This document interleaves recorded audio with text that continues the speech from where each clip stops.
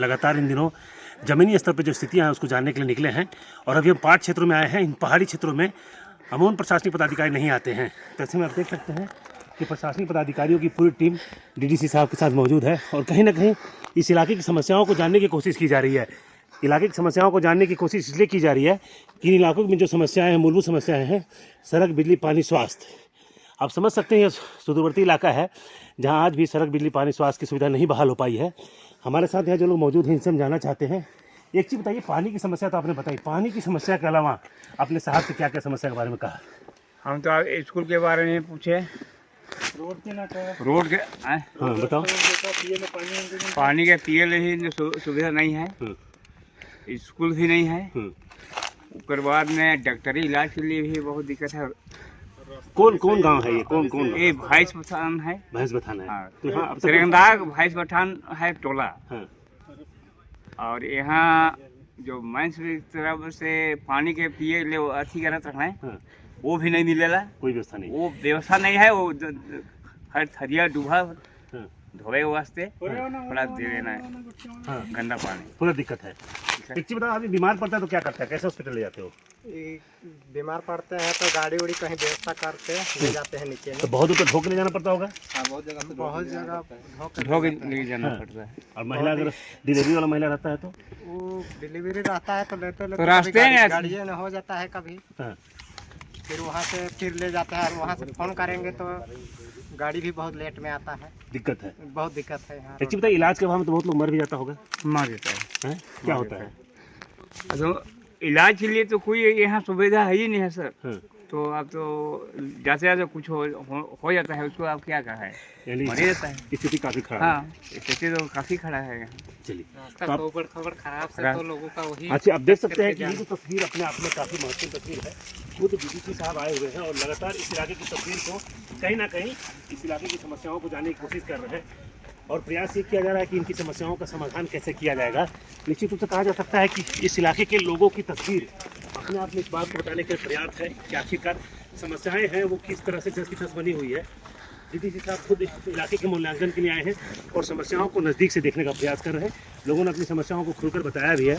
तो निश्चित रूप से कहा जा सकता है कि प्रशासनिक व्यवस्था की इसी स्वरूप को कहीं ना कहीं सरकार द्वारा स्थापित करने की कोशिश की जाती है कि आखिरकार समस्याओं का जमीनी स्तर पर समाधान हो सके। कई तरह की समस्याएं हैं, सड़क, बिजली, पानी, स्वास्थ्य की सुविधाएं लगातार इस इलाके में बनी हुई है और डीडीसी साहब ने खुद उन सारी समस्याओं को जानने की कोशिश की है। सर ने भी बहुत लंबी दूरी तय की है। सर से जानना चाहेंगे, सर पानी तो एक समस्या है सर, और क्या क्या समस्या सामने आई? नहीं, देखिए यहाँ समस्या तो है ही। यहाँ इतना लंबा दूरी इन लोग को डिस्ट्रिक्ट हेडक्वार्टर जाने के लिए तय करना पड़ता है, वो भी पहाड़ी रास्ता। रोड की स्थिति खराब है, तो हो सकता है ये फॉरेस्ट लैंड में पड़ता हो या जो भी कारण हो, जी दिक्कत तो है। सर, लोगों ने कहा कि पहली बार कोई प्रशासनिक पदाधिकारी इतना उनकी समस्याओं को नज़दीक से देखने आया। क्या लगता है सर, अब तक इन समस्याओं का समाधान नहीं होने के पीछे उस पर चर्चा नहीं करना चाहेंगे? समस्याओं के समाधान की दिशा में क्या पहल किया जाएगा सर?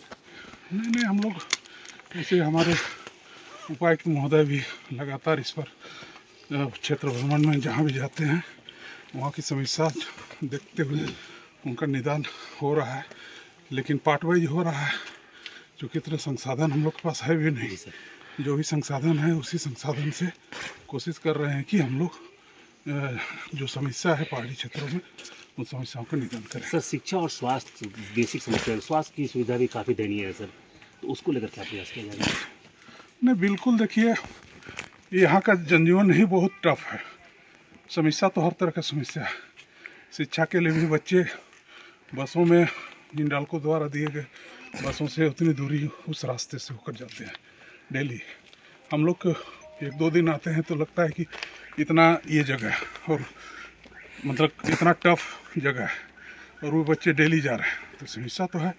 लेकिन अगर रोड बन जाए तो ये जगह जो है इतना मनोरम है, ये जगह दूसरी जगह नहीं मिलेगा। बहुत ही खूबसूरत जगह है और यहाँ की जो समस्या है प्रशासन देख रही है इसको।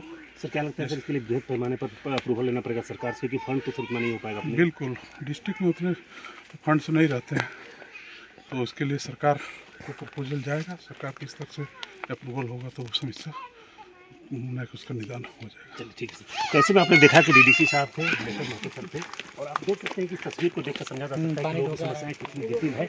बावजूद इसके लोग लगातार यहाँ पर कहीं ना कहीं जिंदगी से जंग लड़ रहे हैं। और डीडीसी साहब ने स्पष्ट कहा है, दिलेश्वर महतो साहब ने स्पष्ट कहा है कि इनकी समस्याओं से वो रूबरू हुए हैं। और उनसे जब हमने बात कर रहा था तो देखा आपने कि वो भी हाँप रहे थे।